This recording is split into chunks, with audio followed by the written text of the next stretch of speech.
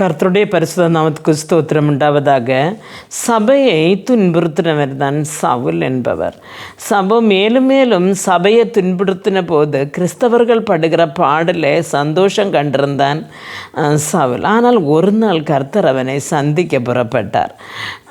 நாம் அப்போஸ்தலர் நடவடிக்கைகளின் புத்தகம் 9வது அதிகாரம் அதனுடைய 4வது 5வது வசனங்களில் நாம் இப்படி வாசிக்கிறோம். அவன் தரையிலே விழுந்தான். அப்பொழுது சவுலே சவுலே, நீ என்னை ஏன் துன்பப்படுத்துகிறாய் என்று தன்னுடனே சொல்கிற ஒரு சத்தத்தை கேட்டான். அதற்கு அவன், ஆண்டவரே நீர் யார் என்றான். அதற்கு கர்த்தர், நீ துன்பப்படுத்துகிறாய் இயேசு நான் தான்.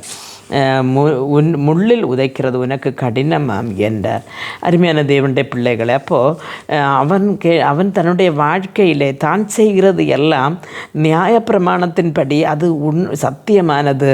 இப்போ ஒருவன் நான் தேவன் என்று சொல்லக்கூடாது, அப்படியெல்லாம் அவன் நினச்சிருப்பான், ரொம்ப படித்தவன். ஆனால் தன்னுடைய வாழ்க்கையில் தான் போய்கொண்டிருந்த பொழுது தன்னை சுற்றி மின்னின தேவனுடைய அந்த பிரகாசம் அவனை சவுலாக இருந்த அவனை பவுலாக மாற்றப்பட்டது. ஆனால் அந்த வெளிச்சம் ஒரு கிறிஸ்தவர்களை துன்பப்படுத்தி கொண்டு இருந்தது. அவர்களுக்கு அந்த கிறிஸ்துவுக்காக பாடுபடுகிற ஒருவனாக மாற்றப்பட்டது. அருமையான தேவனுடைய பிள்ளைகள், அதே போல தான் நம்முடைய வாழ்க்கையிலே நம்முடைய பிள்ளைகளின் புத்திகட்ட நடக்கைகள், அவர்கள் வழி தவறி நடக்கிறார்கள். புருஷனுடைய வழி தவறி நடக்கிறது, மனைவி வழி தவறி நடக்கிறது.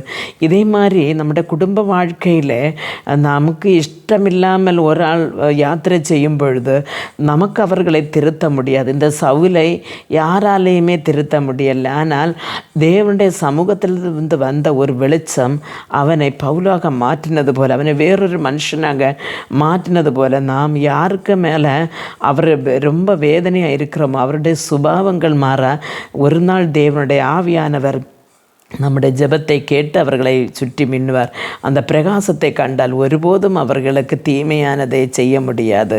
அருமையான தேவனுடைய பிள்ளைகள், அப்படி நம்முடைய நாம் யாருக்காக கவலைப்பட்டு வேதனைப்பட்டு கொண்டிருக்கோமோ, யாரை திருத்த முடியாத கண்டிஷனில் நாம் நினைத்து கொண்டிருக்கிறோமோ அவர்களை தேவனுடைய கரங்களில் கொடுத்து ஜெபிப்போம். ஒரு நாள் சவுலை பவுலாக்கின தேவன் நமக்கு பிரியப்பட்டவர்களையும் ஒரு நல்லொரு மனுஷியாக திருத்தி நம்ம இடத்துல கொண்டு வருவார். ஜெபிப்போம். எங்களை மிகவும் அன்பாக நேசித்தவன் நடத்துகிற நல்ல தகப்பனே, இந்த நேரத்தில் இந்த செய்தியை கேட்டுக்கொண்டிருந்த உமது பிள்ளைகளை உமது கரங்கள் தருகிறேன்.